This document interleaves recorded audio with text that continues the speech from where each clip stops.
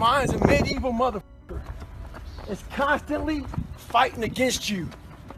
It's the only thing in the history of the fucking world that shows up on time every time. It has a tactical advantage over you. It knows your fears. It knows your insecurities. It knows everything about you. It might be the only thing in that world that knows all about you. You gotta know about it. It's gonna show up when you don't wanna show up. It's gonna show up at the worst time possible when you wanna be successful. It's gonna say, take the easy road. Take the easy way out. You gotta learn your brain like your brain has learned you. How do you pick the next challenge? The next challenge is usually the toughest thing out there.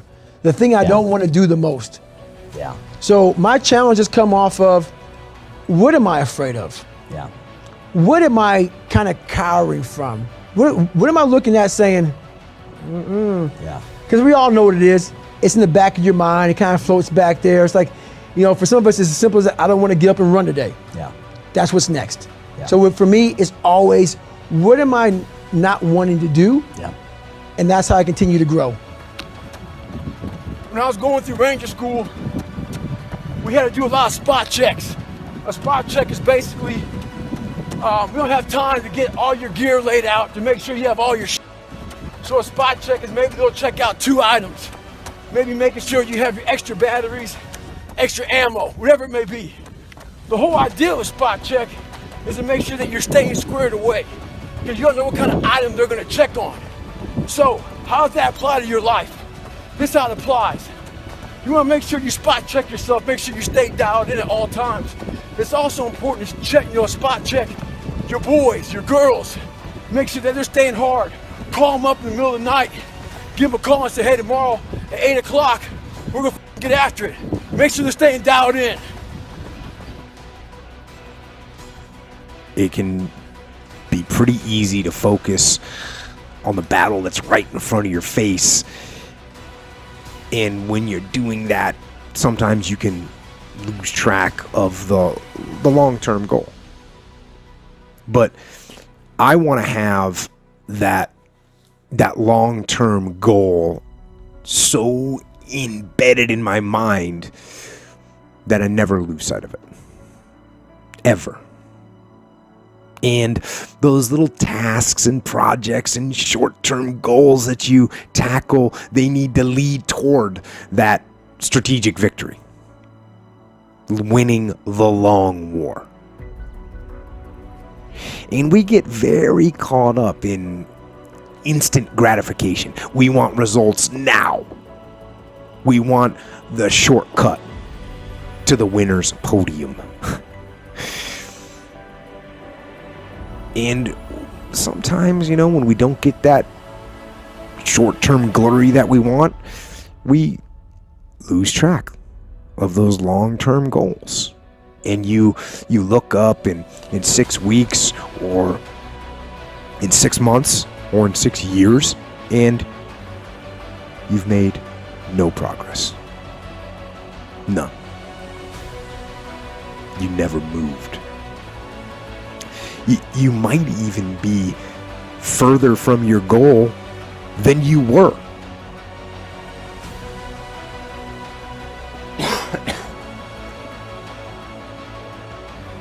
Why? Why did you let that happen? It's because you lost sight of that long-term goal.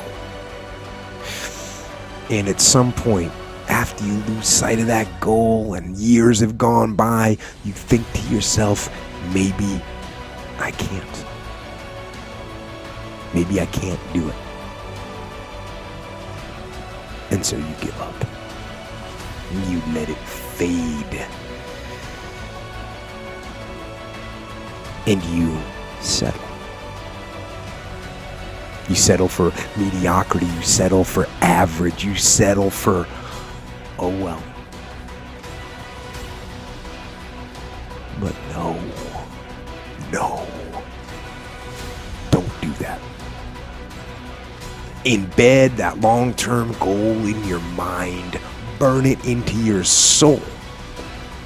think about it and write about it and talk about it and hang it up on your wall. But most important, do something about it. Do something about it every day. Do something that moves you toward that goal, that keeps the goal alive and in sight and in focus. However small or insignificant that step might seem, take it, do it, do that little piece. Make it happen. Because that goal isn't going to achieve itself. It's all on you.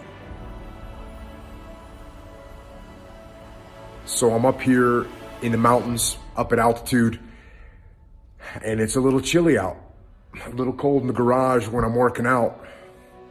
But you know what? Once I start working, all of a sudden I'm warm. Imagine that. Reflects many things in life. You can sit around and you can complain about whatever situation you're in, or you can get to work. I recommend you get to work. The first rule of success is to have a vision. You see, if you don't have a vision of where you go, and if you don't have a goal where you go, you drift around and you never end up anywhere. So I was very fortunate that I stumbled on my vision.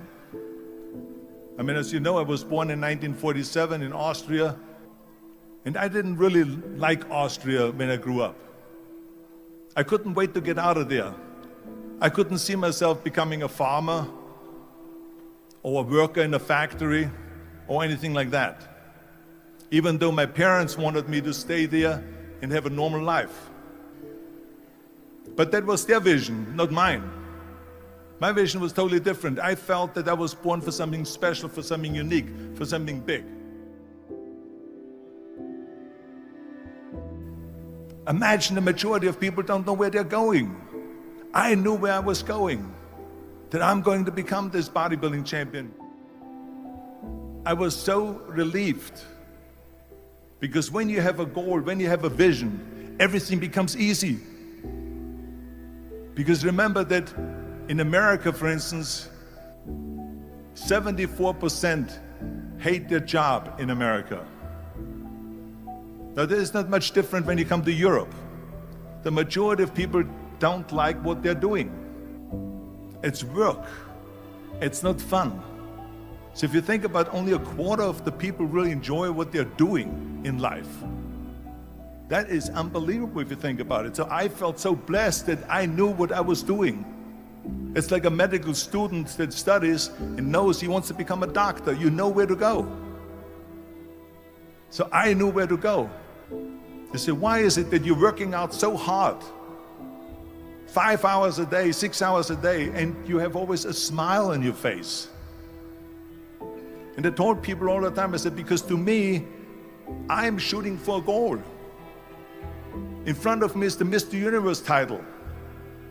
So every rep that I do gets me closer to accomplishing that goal, to make this goal, this vision, turn into reality. So let me tell you something, visualizing your goal and going after it makes it fun. You got to have a purpose no matter what you do in life. You got to have a purpose. Don't listen to the...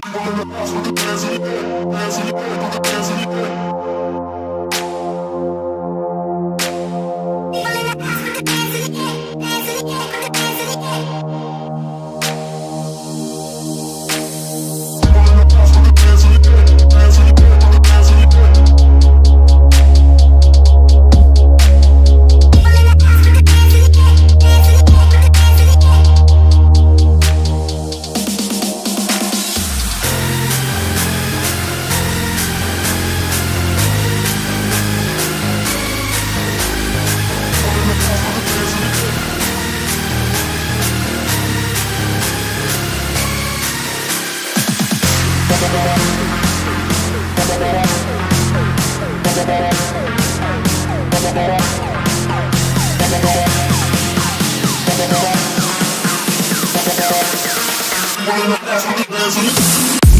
back.